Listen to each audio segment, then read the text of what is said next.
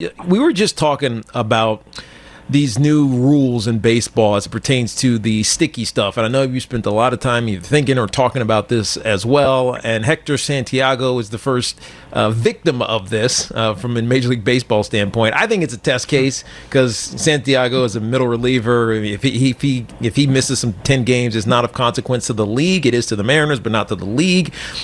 Your perspective on this is what? Because BT and I think it's putting the umpires in a very difficult situation to have to make judgments that they're not really prepared to do, at least didn't come into this season prepared to do. No, and I think I've said that very same thing, right? I mean, you saw the first couple of nights where Jake DeGrom was the first guy to get tested, and he just came off the mound and did his thing and walked in the dugout. Mm-hmm. And then you saw how upset Scherzer was, how upset the guy from I can't think of his name, but the guy out in Oakland, Sergio Romo. Yeah, pretty much, took his uniform off. So, we've had a wide range of reactions to it. And look, I get it with some guys to some extent, but at the same time, the umpires don't want to be doing this. This is not why they're on the field. So my feeling is that it's just easy. The easiest thing to do is just submit to your check and go about your business. And, I've heard all the arguments about it. I mean, I am sympathetic to the argument of, the pitchers are in a difficult situation being it's the middle of the season and they're having to change. Now, the other side of that equation is their own fault. Everybody has kind of accepted that something was going on, and I think the players, the pitchers took it too far, and Major League Baseball really had no choice but to do something about it.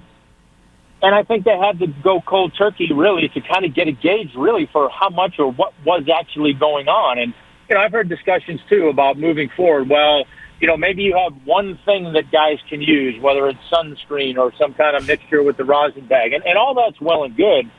But, again, the difficult part of that is going to be putting the umpires in a position to decide, well, what you're using, what you're supposed to be using, and how they're going to police that. So, the situation's all over the map. I get it to some extent, but, at the same time, listen, I played in a juice ball era where the balls were really slick and had no seams.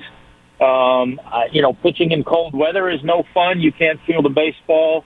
And, for 100 years, guys were able to pitch, and all of a sudden they can't pitch without all this stuff. That to me is the part that's hard to come to grips with. Interesting. So we're talking to Tom Glavine, Hall of Famer, couple of the Cy Youngs, World Series MVP, World Series champ, 10-time All-Star. He's with us here on Tiki and Tierney.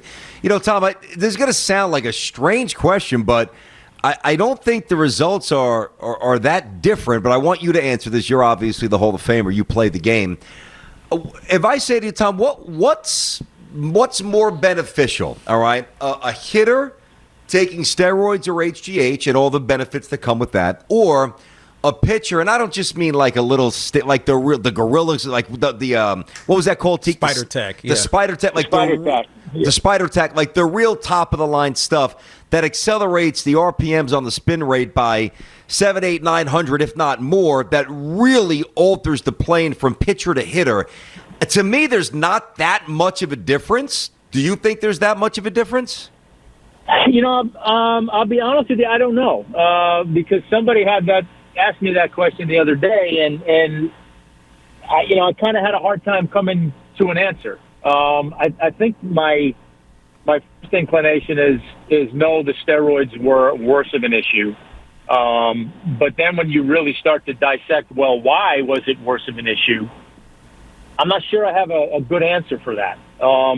Because clearly guys were using this stuff to enhance their performance, right? They don't think they can pitch without it. Now, some guys will make the argument, I was only using it because I want to be able to know where the ball's going and I don't want to hit somebody in the head. Okay, well, that's all well and good. But at the same time, you were probably using it because your spin rate on your fastball was much better and your spin rate on your curveball was much better. And listen, we have all that data real time when I'm doing games. Yep. And, people that are in the truck talking in our ears when we're doing games don't hesitate to tell you, so-and-so spin rate is way down tonight.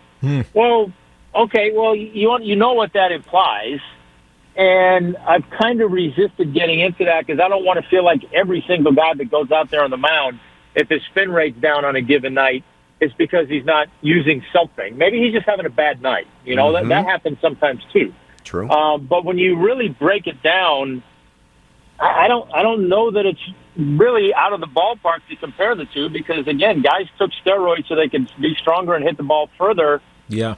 Pitch and enhance their production on the field. Pitchers are using, spider tack and whatever else they're using to get a better grip on the baseball, to impart better spin on the baseball, which is going to enhance their performance. Mm-hmm.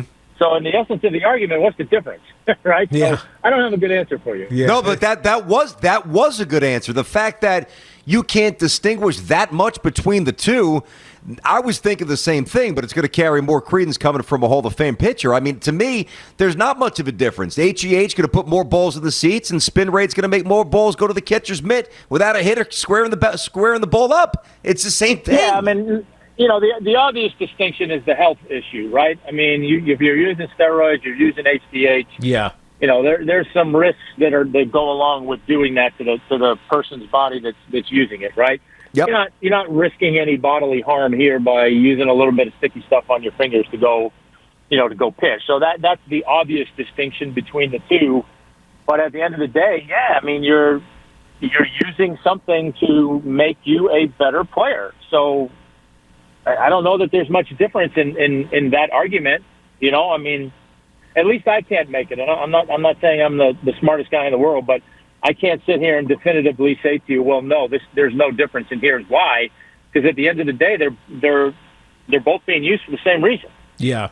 How bad was it when you were pitching, Tom, the use of these type of substances? It wasn't. I'm not going to say it was rampant by any stretch of the imagination, but look, guys were always trying to find a way to grip the baseball better. Particularly, I think for us, it was particularly in cold weather. When you go play in New York or Chicago or St. Louis sometimes, some of these places in April, it can be cold, and it's really hard to hold on to the baseball. I mean, the baseball is really slick. So, guys would try to find something. And look, how many guys did we have back in the day that were suspended or kicked out of a game just for using pine tar?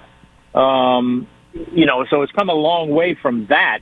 But, I think guys, I want to say in my generation, if guys weren't trying to use a little bit of pine tar somewhere, they were using sunscreen, which provided some level of tackiness on guys' fingers to try and grip the baseball. But again, I think it was and I'm not saying it's any better. I'm just saying in our era, it truly was about trying to get a better grip on the baseball so you could do what you wanted to do with it. It wasn't about, let me do this so I can increase spin rate on my fastball or I can increase spin rate on my curveball. I guess the end result of it was, that's obviously what we were trying to do. We were trying to have better feel for the baseball so we could spin it or we could control it, but spin rate wasn't in the forefront of the conversation then. It was just actually to try and be able to grip the baseball. Gotcha. So Tom, I think it would be perfect to answer this here.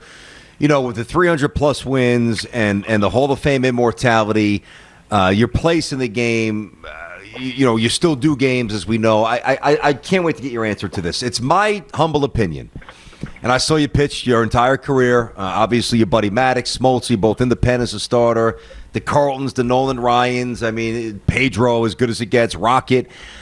Tom, I've never seen a pitcher be as dominant as Jacob deGrom has been. I mean, I can make the assertion, as I have many times, that for the last year and a half to 2 years, whatever it might be, and you can even throw Cy Young, anybody you want, Walter Johnson, I don't think the game's ever seen quite this for this long a time, where you score 2 runs on the guy. It's like you lit him up.